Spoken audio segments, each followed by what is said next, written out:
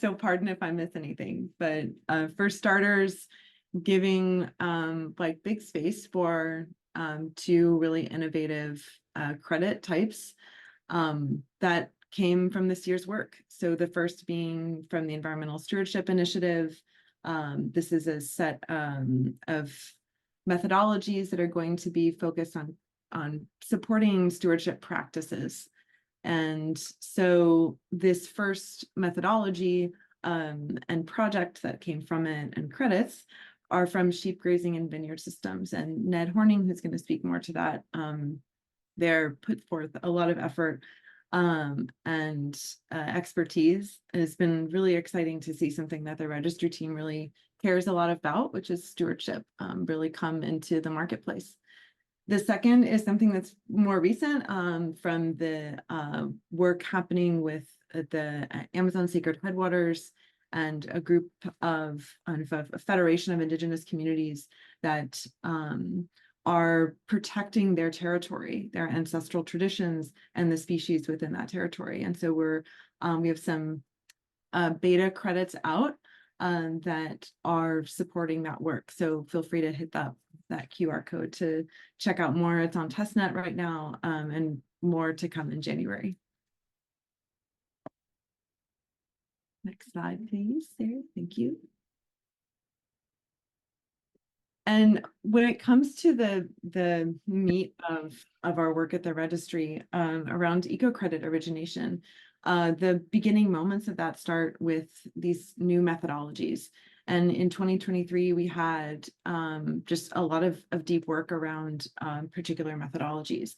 One from Ecometric, which is focused on agriculture and grazing systems, and they have credits that are going to be forthcoming. That methodology so these are methodologies that are in the library. The next one is the environmental stewardship, so the sheep grazing and vineyard systems methodology. And that's the first protocol from that initiative, and the first of many, it's looking like. That's one that a lot of folks are really excited to be building off of. The third is from Colshan Carbon Trust. And they are using a Vera methodology, and then they developed an appendix to it for the particular application of their the biochar that they're producing in forest applications. So that one is also they're working on their first project. It's really exciting to see that coming from them. And the third is our in-house methodology developed by Regen Science. Carbon Plus Grasslands went through a major overhaul this year with a peer review, an expert peer review and public comment process, and lots of great improvements there for the methodology and then the accompanying credit class. So it feels good to sit with like the first big stage, like take a breath and enjoy the fact that these are published in our library. There's something that can be used to develop projects off of, and really I think a testament to so much work and expertise from all of these groups that goes into building a methodology. Next slide. And then it's a process to develop these methodologies. And so we have a lot of these groups that are they're in the weeds, figuring out how to push their methodologies kind of on. We have a few in particular that we're excited to see reaching the end stages. So ERA Brazil, they're developing they're working on biodiversity credits, and they are nearing the end of kind of that expert review phase with some pilots lined up as well. We're really excited to have that methodology coming through. They've been working on it for a long time. The next, we have a methodology coming up for public comment, Verity, and more on that in a couple of the next slides. And then the third is AEI, Applied Ecological Institute, is a group. I'm a big fan of AEI. I'm really excited to have their methodology going through our expert review process. And so good to work with them. They're a very established and well-respected organization of scientists. So glad to be collaborating with them. Next slide. then amidst the work that we're doing with these partners and moving them through the process of developing methodologies and credits, we're also working on the registry program itself and what infrastructure and resources and documentation needs to really like support that program itself and everyone who wants to work with us. And part of that is resourcing coming through the handbook, that we've done a lot of work writing new chapters to explain these processes that are not always straightforward and intuitive as we would like. So outlining those in flowcharts and in templates, trying to give a lot more context for those that want to work and build with us. And the other end of that same spectrum is the program guide, which is a more binding document for all of the projects that want to come through Regen Registry. And that went through a big update as well, particularly outlining the on-chain and off-chain roles involved in all of the projects, from the credit class administrator to the registry agent, a lot more clarity programmatically and legally for all of the different entities that would be working on a project. So lots of deep, thick work there, and we're hoping that it really bears a lot of fruit with all of these upcoming projects and credits. Next slide. For 2024, we're not going to be busy at all, as you can tell. We're just going to be really chilling out. We've got a lot of exciting things coming, and for us in particular, it feels like the really the moment that we've been working towards with these partners for so long. So the credits that we have coming in early 2024 are from the first kind of batches are from Ecometrics. So the methodology that I mentioned was completed this past year. So they're carbon credits from projects in the UK around regenerative ag and grazing, and then Colson Carbon Trust biochar credits as well. We have some methodologies that are going to be working towards issuing in the later part of next year. One from Courageous Land that's focused on agroforestry systems, GHGs and agroforestry. The other Verity that I mentioned before, and they're looking at watershed level carbon and some really interesting green infrastructure project activities. The third from EcoToken is looking at both water treatment as a whole, like lots of different approaches, and then septic treatment in particular. And then the last that we'll mention is from Moss, and they are working on GHG emission reductions and removal, and they're focusing on forestry in this first instance. So a ton of work coming from our partners, and then moving through us and through our processes. So excited to obviously dig in and get these credits on chain.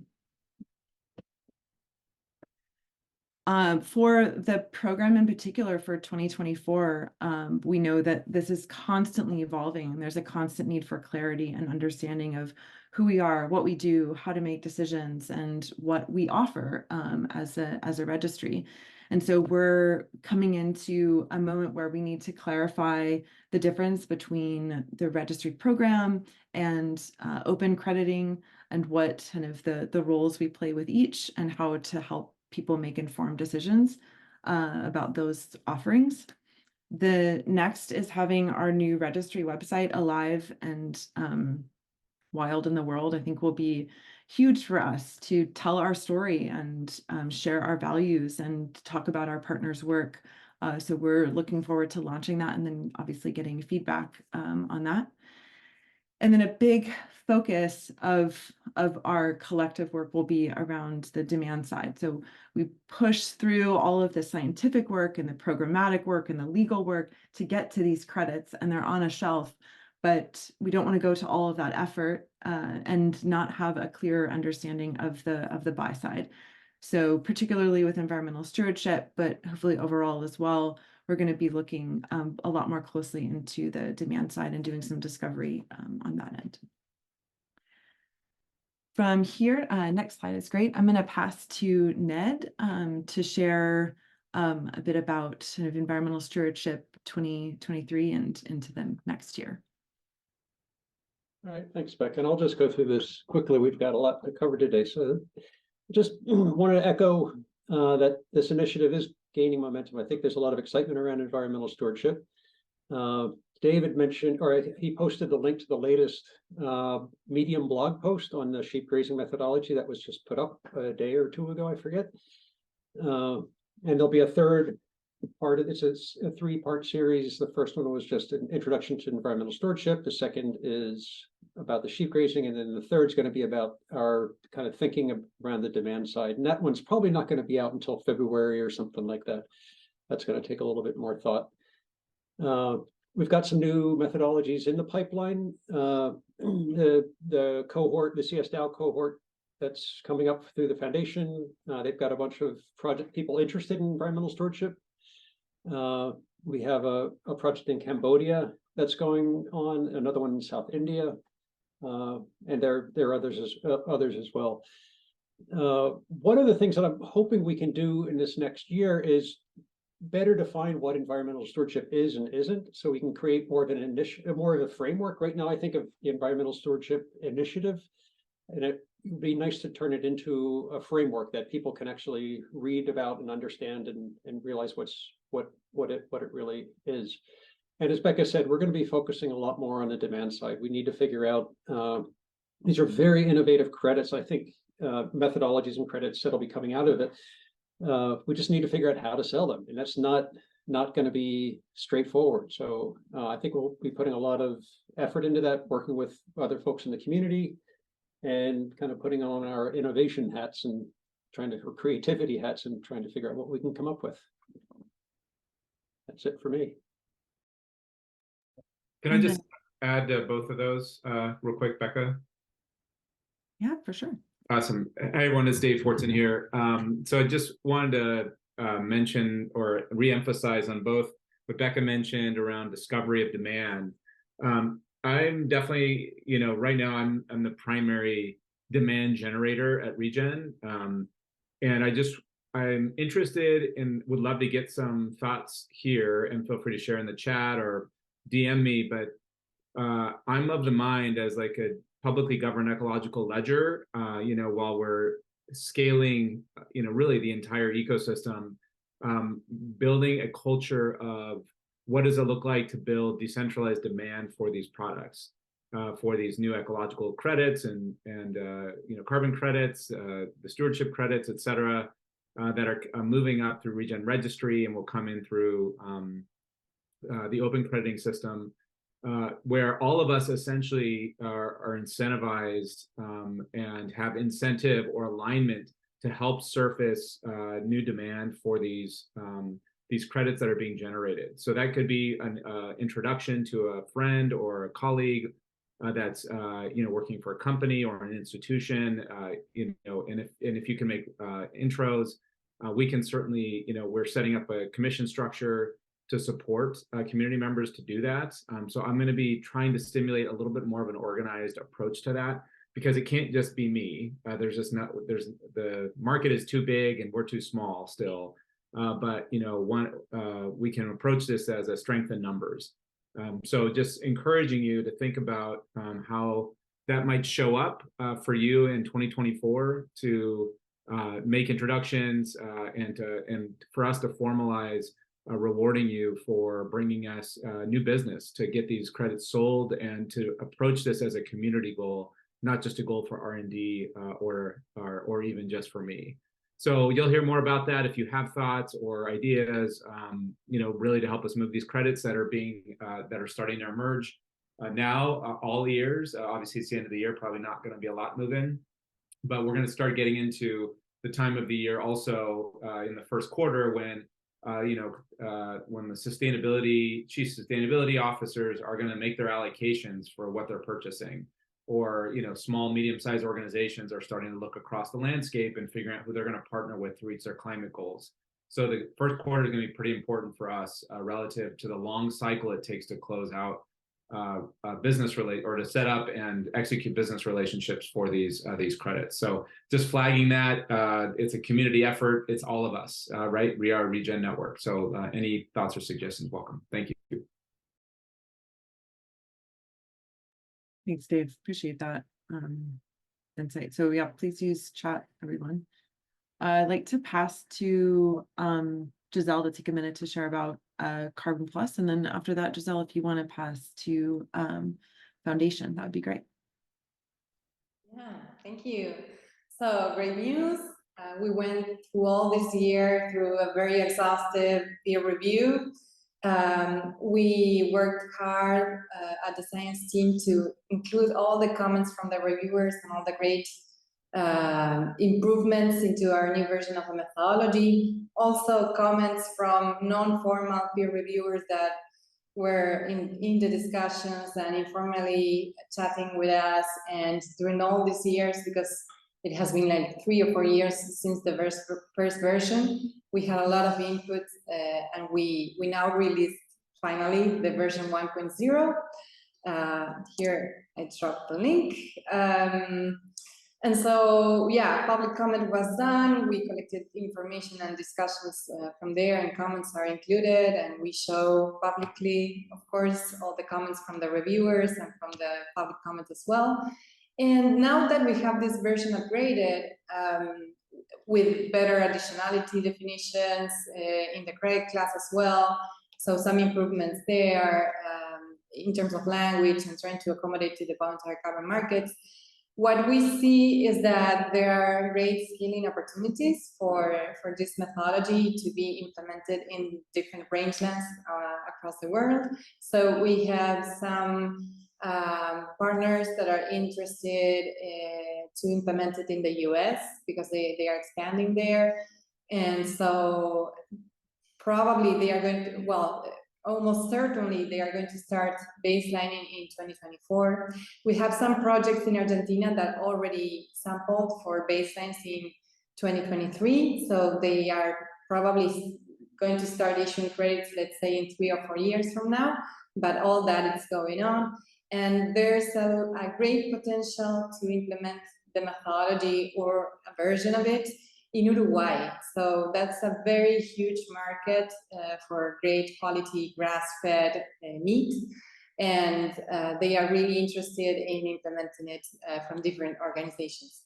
So, and also one thing that I wanted to share is that because this methodology includes GIS, and so it's a little bit cumbersome in terms of how deep in the world of geographical information systems and geospatial analysis and geostatistics, maybe the team has to be involved. Well, Net created within this version an automated version for the GIS analysis, and we are also talking with some partners that might generate a software and an interface for it. So that might also ease its implementation for maybe less technical people.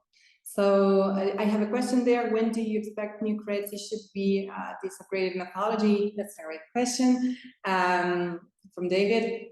We have some partners in Australia that are already carrying out some projects that will start implementing this protocol. They already sampled using this protocol for deeper carbon. So those projects are going to be starting baseline now. We have all this baseline from Argentina from 2023, more coming in 2024. So the first issuance, it's not constrained to 5 years. 5 years is the maximum amount of time between the first baseline and the second sampling round, but they could sample annually. So if there's an increase, because the sequestration rates are high, every 1 year or 2 years, people can issue credits. So maybe next year or in 2 years from now, we have the first issuances following this one. But baselining already started, so that's great. Yeah, if you have any questions, leave there and I'll pass it to Foundation.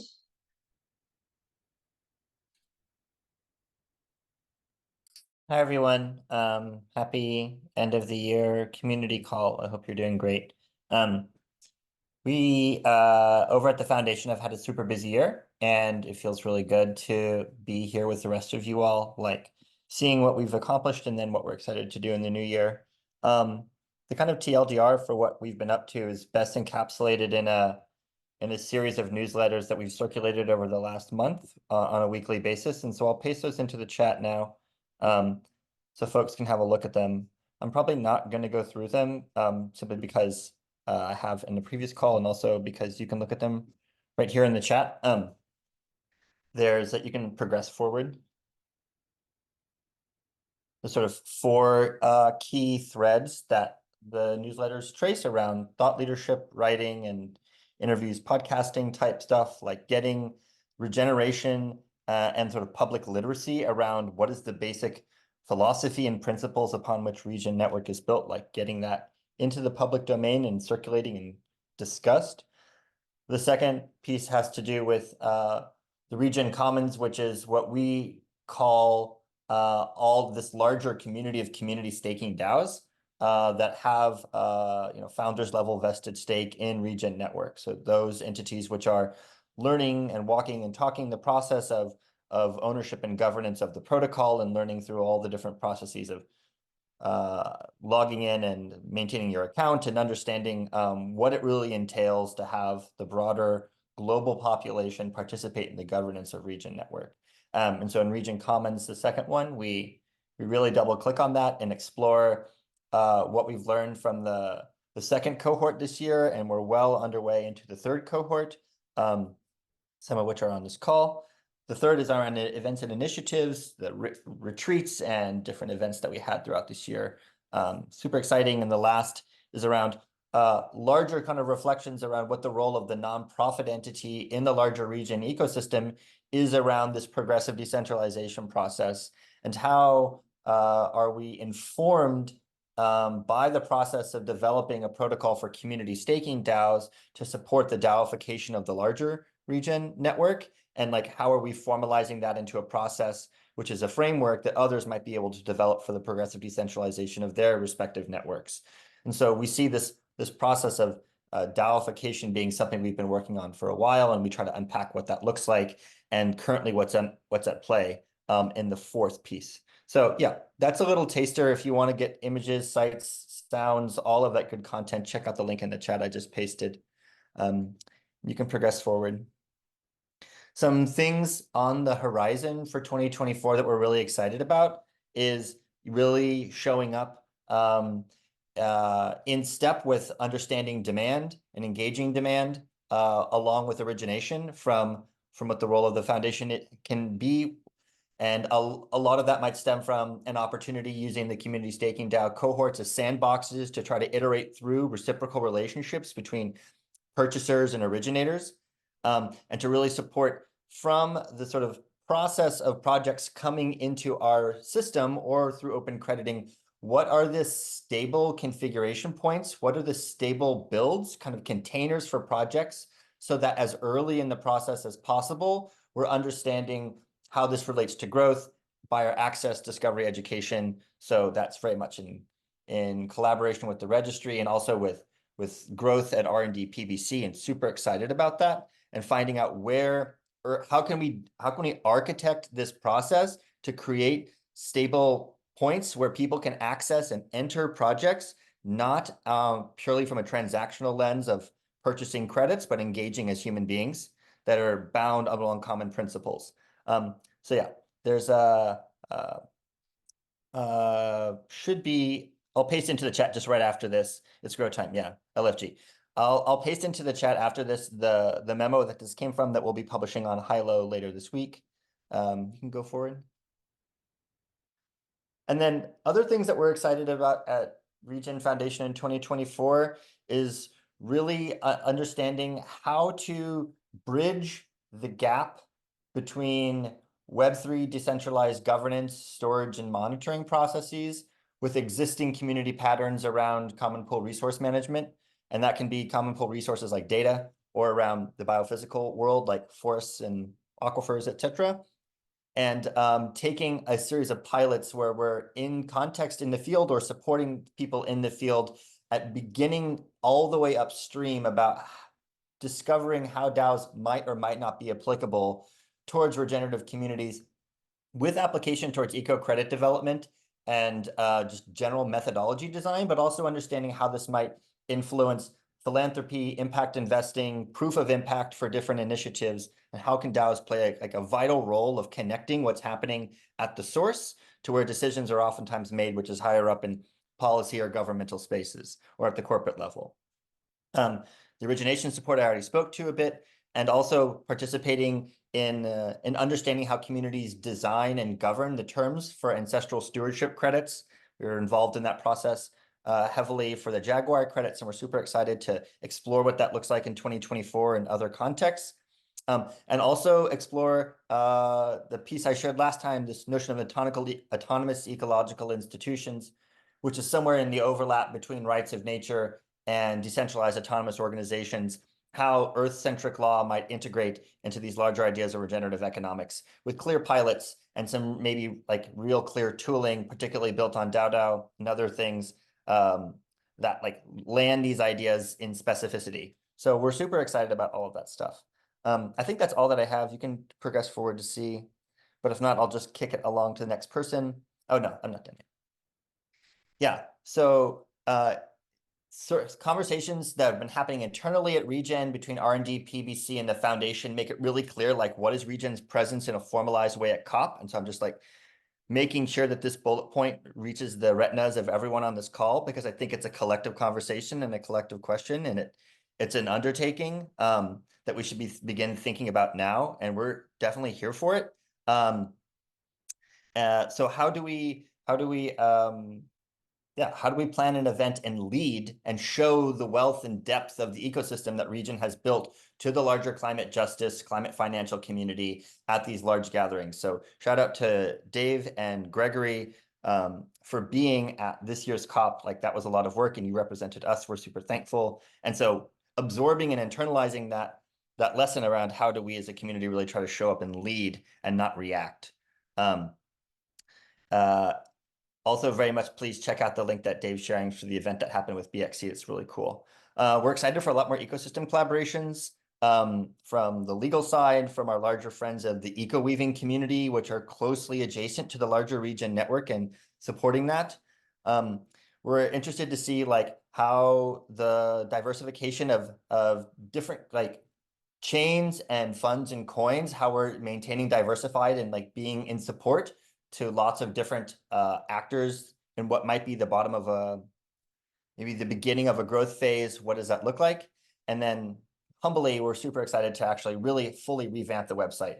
In 2023, we redid it, but we want to redo it again. It seems like a kind of tradition in Regen Network that you have to continuously iterate like what's your mission and what you're doing and redesign your website like every day. We're definitely not an exception to that. So shout out to all the people who are really trying to communicate publicly what we do in clear and intelligible ways online. We're definitely excited to lean in and make like a substantial effort with that. And maybe that can really be an opportunity to plug in with registry and R&D PBC websites too. So that's exciting. And I think that's PTSD on website overhauls, totally.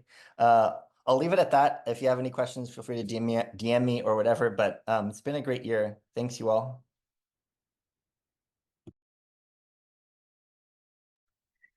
Awesome. Thank you guys very much for all of those updates. Let's take a moment and pause and reflect on that. Does anybody have any questions or anything they would like to add on these topics?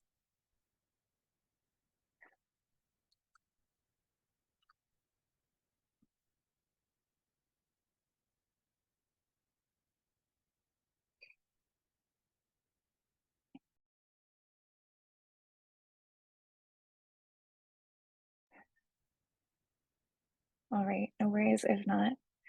I was hoping to have a few different people on here for the second half of the call who are not here, unfortunately, but we will do the best that we can.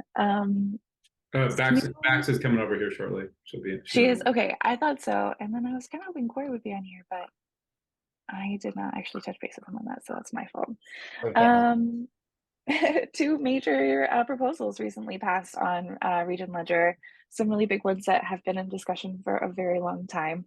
The first one that passed was enabling open crediting on Regen Network, which just at its most basic level allows Anybody with a certain number of Regen tokens, I believe the number is 5,000, can create a credit class, which will allow them to potentially, mint token. Sorry, I should not be the one talking about this, and I have a cold. So let me do my best.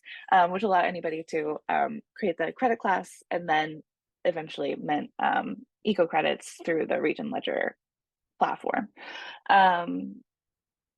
I would strongly suggest checking out the original discussion, which I will try to link in the chat after this. Yeah. Anybody, does anybody want to weigh on this? Anybody? I don't know if there's anything to weigh in on. I mean, I'm super bullish and excited about this space. I'll say, being at COP, and this is just, to tip my hand where I'm landing, that the concept that Regen Network is likely to carve out a space in the development of bottom-up ecological finance, bioregional crediting, crediting that's non-carbon based, the environmental stewardship crediting, and this particular tool as a way to engage Regen Ledger and climate finance, as well as a pipeline in a lot of ways for Regen Registry, to me is like I'm incredibly bullish on it. I think how it shows up is still, I have some questions on execution. I think that we haven't had a chance to really sort out yet. But the idea that Regen Network is the grassroots approach, the people's approach to development of ecological finance tools, I think is incredibly powerful. Watching everyone FUD around at COP around the mess that is the traditional carbon finance or the TradFi climate finance markets, and knowing that we're coming at it in a lot of ways from a different direction. You all should know that I think it's going to be a huge unlock, really, for the future of ecological repair using the finance, the origination tools that are being developed at Regen Network Development PBC, and more broadly in the community. So super excited about this, to see it actually open up. And I'm curious if we, how we, and this is like maybe a reflection of myself, how we engage the community to start bringing people in and supporting kind of the first use cases of open crediting in a coherent way. I think is like a discussion item that, it's not just like leaving it, totally open, if that makes sense. Like I think want to do some guiding on the early ones, or at least I would be happy to help support that in whatever way makes sense. But I'd be actually kind of curious if the registry team has had any internal discussions about kind of what they see as next steps here, even though it's not registry per se, but to me it's still like a pipeline for registry projects over time.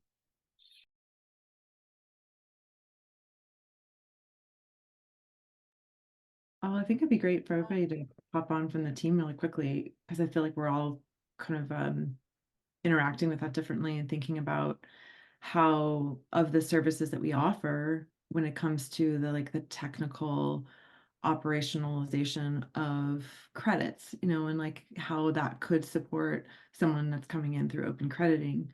Because we see that as, it could be a starting point, it could certainly be complementary.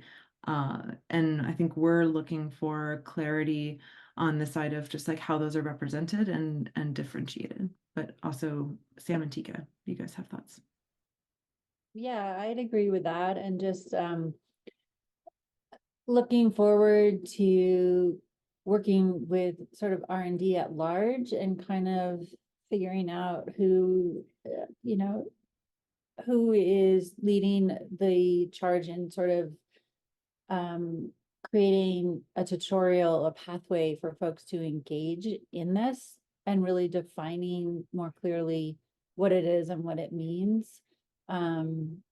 And kind of getting that on our workflows and getting that straight, and being able to tell our partners, like we have some partners that are developing methodologies. Would they be able to do this and launch some credits in that while they wait for a year for the methodology to get finalized, you know, so it's a super exciting opportunity for us. But we need that clarity and that pathway to show people, yeah, here's how you do it, and here's where you go. And so I think that we're excited to help in whatever way to support building that.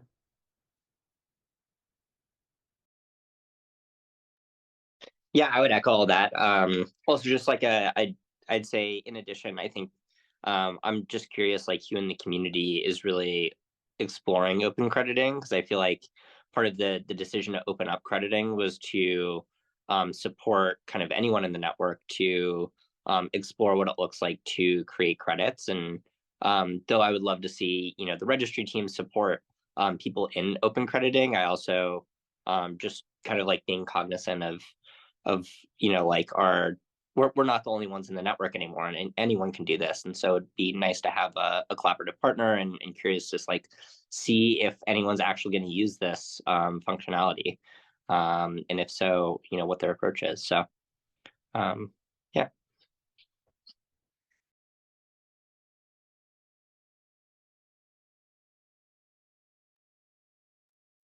Howard, go for it. Well, thank you. I wanted to note and commend the movement to the permissionless credit class creation, and it's inspired me to re-examine the role of our nonprofit, the Coalition Carbon Trust. And I'll be talking more about after the first year. I have a board meeting this afternoon in which I'm going to get endorsement for defining our role as KCT 2.0 around this type of collaborative credit class creation. I've talked about previously, we've described our organization as founded for collaborative natural climate solutions. And with the experience we've gained in the last couple of years under the umbrella of Regen Network, very much interest in defining our role as catalyzing regeneration projects in the community.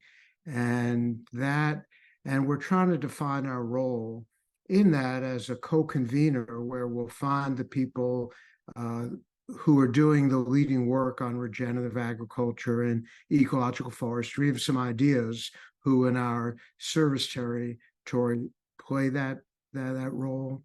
And we want to complement them by being good at the process, at the facilitation, and particularly at connecting these kinds of grassroots credit classes that are local, that foster circular economy. So I hope to get a more coherent proposal into folks' hands to get some help shaping it so that we take advantage of the direction that this network is going, because it really opens, I think, a tremendous opportunities for the local land stewards to have a framework in which, with some support, they can reach out and connect with markets and scale up, which is, I think, the big challenge. So I want to thank the folks behind the initiatives this year. I think it's based on my experience leading in a place that'll be very productive.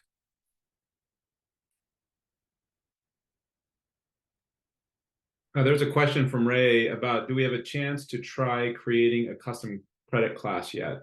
So that was a question mark. I don't know if Ray, you want to hop on and give him any more context to that. But I'm curious to hear the answer. Hello, I'm Ray. And I'm quite new, I would say, to credit classes and carbon credits, and I'm kind of trying to wrap my head around it. And what I understand from the latest custom credit classes thing is that we can create a credit class which might not be a carbon credit, like can be a custom public good class. And then what are the credits, are they NFTs? And like, do you see where I am at? Like how much I don't know what I'm talking about.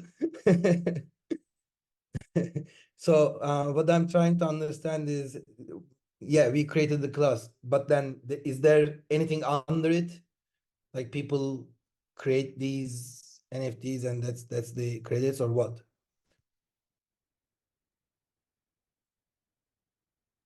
They're not NFTs. This would be a great question for anybody on our development squad, but it doesn't. I don't think that we've got anybody here. Yeah, thank you, Yeah, Sam, for sharing that just I can documentation. just hop in. I was just sharing our technical docs. I mean, I would say if you want to learn more about the technical infrastructure and kind of what it actually looks like, I would go to docs.regen.network. And if you go to the modules tab, you can learn about the eco credit module, which explains it. They're not NFTs. The eco credit module is application specific, meaning that it is a module that just provides functionality to mint credits that are unique to a credit class. So in terms of fungibility, credits are fungible within a credit batch. In the credit, in that credit batch is issued under a credit class. So usually kind of the hierarchy is the credit class, the project, the credit batch. They're not NFTs, they are fungible, but they're only fungible within that same batch. So if you want to learn more, I would definitely check out those docs.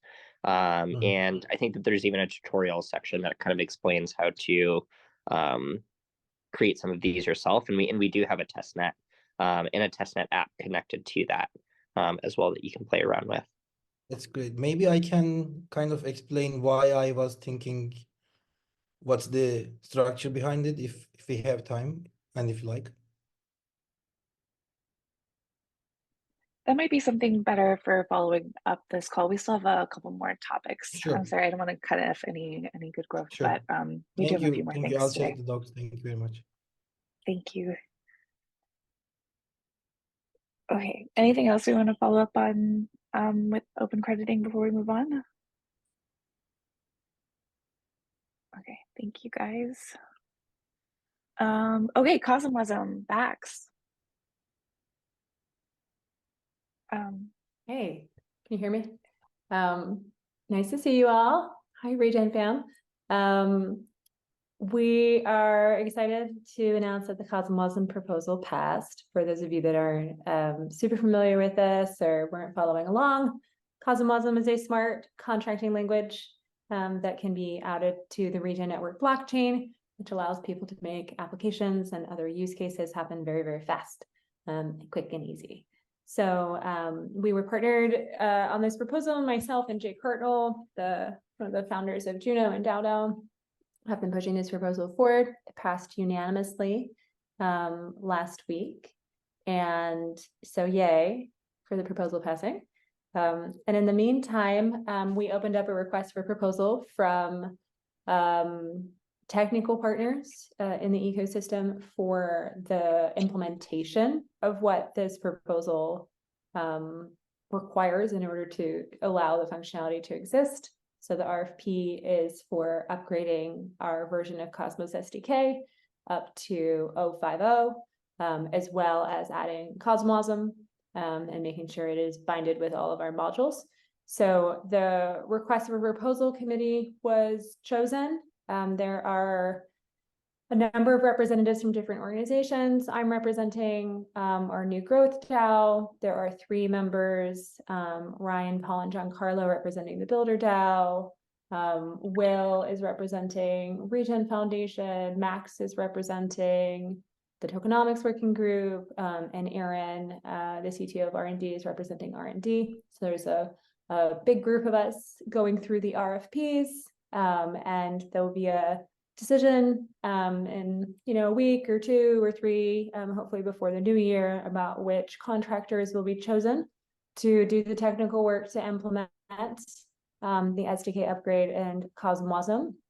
And then when Cosmosm is live, Jake and the DAO team will gift us DAO as the first implementation of Cosmosm on the chain. So it's happening. Thanks to everyone who voted. And we will at this juncture be giving updates in the Commonwealth discussion that has the information about the RFP.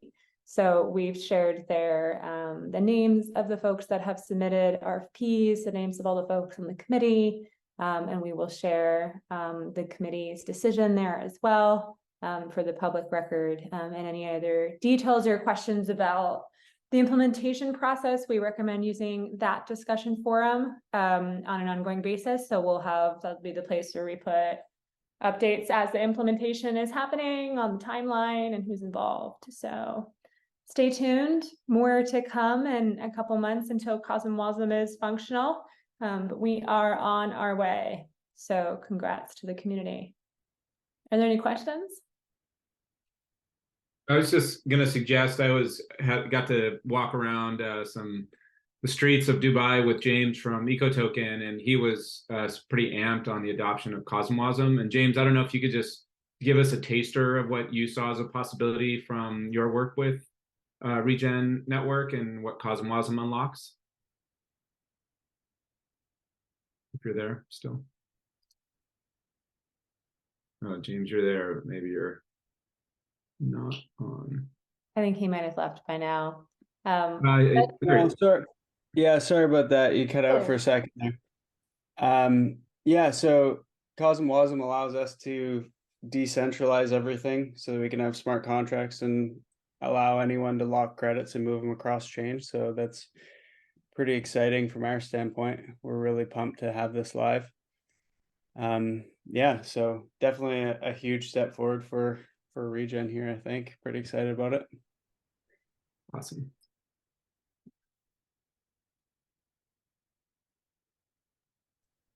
Thank you again to Sarah Baxendale and for shepherding this, and the Builder DAO, who's working quietly but diligently, and I think are going to be a major force for development of the ecosystem. So stay tuned. Looking forward to hearing more. Awesome. Thank you. All right. Cool. Well, if there are no further questions on CosmWasm, maybe we can move forward and get an update from Max about the tokenomics working group that Sarah alluded to in her presentation.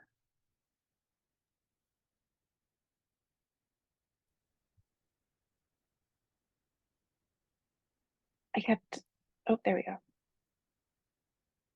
Okay, yeah. Hey everybody, sorry for going without the video. I'm currently in Thailand. It's quite late here, but I still wanted to join and share the updates of the working group. So yeah, we have a lot of productive meeting every Tuesday. Today we had a bit of a retrospective towards the quarter. We started this group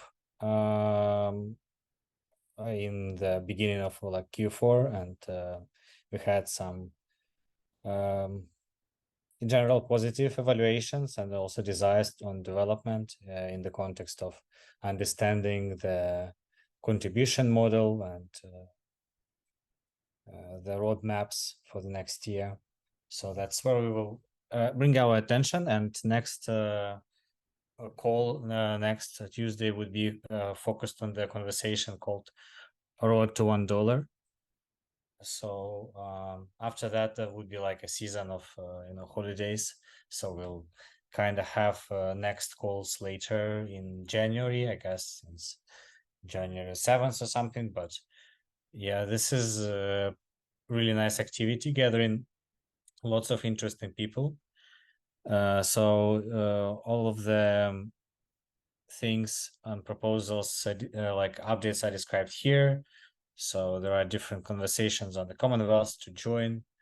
And yeah, we're also trying to figure out the funding, a sustainable model for the future.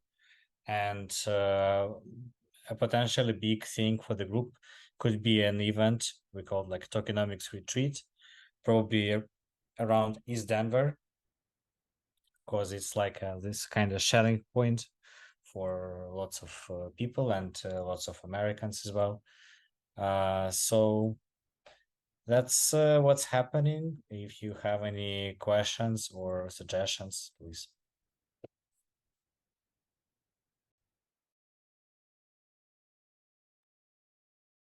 Thank you so much, Max, for coming on with those updates and for being on our call, even though it's a crazy time for you, I'm sure, in the day. Does anybody have any questions for Max about the tokenomics working group progress over the year? We didn't officially have it on the schedule. Dave, I should have reached out to you, but did you have any updates from your governance working group that you had going on over the course of the fall, at least? No, nothing new to report. I think our last meeting was a few weeks ago, so not a lot of development since then. I've been gone in Dubai, but I expect we'll pick it up again in the new year as far as having our next governance meeting. They all have been great so far. I think it was more in some ways, some of this is kind of bleeding into the emerging DAO community around shepherding some of the governance stuff, but the only thing I can share on the governance side, which Low Labs Validator, which I head up, will be bringing forward shortly, is to get USDC Noble, the Noble stablecoin, onto the allow list. So for payment for eco credits and whatnot. So stay tuned for that. We want to make a connection into the Noble community. It's a natively issued stablecoin in the Cosmos ecosystem, and it's growing quite rapidly, and something to give us some additional options moving forward. So I'll have Very something up exciting. on Commonwealth by next week. Perfect. And then is that something that's going to continue in the new year? Are you going to try to hold those meetings? Cool. Yeah, probably every 2-ish weeks or so. Okay, and those are normally on Wednesday mornings, I think, Correct. right? Mm-hmm. Cool. Sweet. All right. Well, with that, we've only got a couple minutes left. Is there anything anybody else would like to add before we move forward with our day and our year? I just want to shout thank you, Sari, for holding these meetings. I'm really grateful for your support and service to making these happen. Appreciate it. And they've just really increased in, I think, importance over the course of the year, and are important space for all of us to convene. And also wanted to shout the couple of you that reached out who want to help with driving demand. That's what I like to see. So setting up meetings with both of you. And if anyone else wants to drive beyond the demand driver team, please let me know. We'll make it worth your while.